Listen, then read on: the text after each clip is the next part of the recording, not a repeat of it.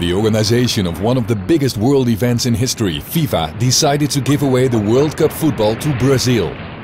The IOC announced Rio de Janeiro will be hosting the 2016 World Olympics. Because we all love the moving metropolis of Rio de Janeiro. The tropical sun shining the famous beaches Ipanema, Copacabana. The golden city of Carnival, the everlasting samba, and the upcoming World Cup and Olympics are making the city even beyond paradise on earth. In the shadow of the propaganda, the true carioca is bleeding. The government want to make the tourists and investors feel safe during the World Cup and Olympics. They are cleansing the city of street poverty. Rio has adopted a strategy of social cleansing, resulting in arrests of street children.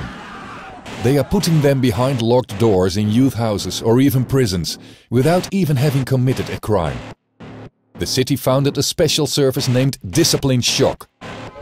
Armed policemen hunting after street children with guns, truncheons, tear gas and shock weapons.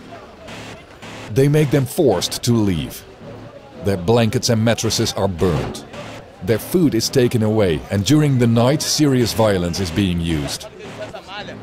During these operations, street children often disappear for good.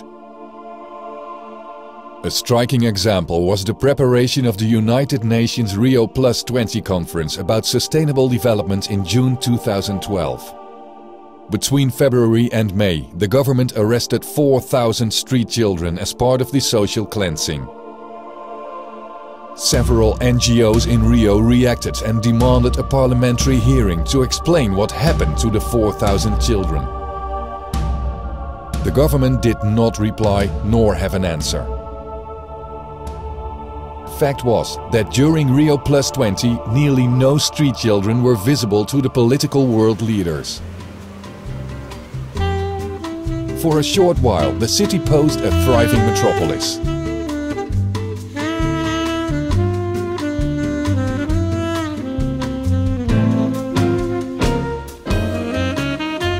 According to the Brazilian youth law, reintegration of arrested street children should take place. In reality, it rarely happens. A reliable and transparent monitoring of this youth law is lacking, which leaves the city with impunity.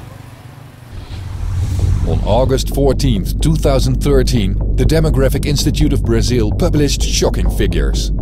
Only in the federal state of Rio de Janeiro, 90,000 people disappeared during 2 decades. More than half of the disappearances are minors. The institute registers only in Rio 4 murdered children per day, plus 8 disappearances. Each day, 12 children disappear without an explanation from the government. The majority of the lost children are black and live in poverty in favelas or on the streets. The closed state youth institutions or prisons where street children are being held are no transparent organizations. Nobody knows what happens inside. Daisy Silva de Carvalho, a 43-year-old mother living in a Rio favela, lost her son in one of the youth prisons. The 17-year-old Andreu was a street boy, trying to earn money at the beach for his family. The police took him in for questioning on suspicion of theft. The boy was systematically being tortured in a cell by 6 guards. E com isso o rapaz também confirmou que realmente eles quebraram o cabo de vassoura ao meio e estocaram o meu filho. Que teve um momento que meu filho já quase sem forças, os agentes colocaram ele de joelho, jogaram uma lata de lixo em cima dele e mandou meu filho repetir por 3 vezes que ele era um lixo.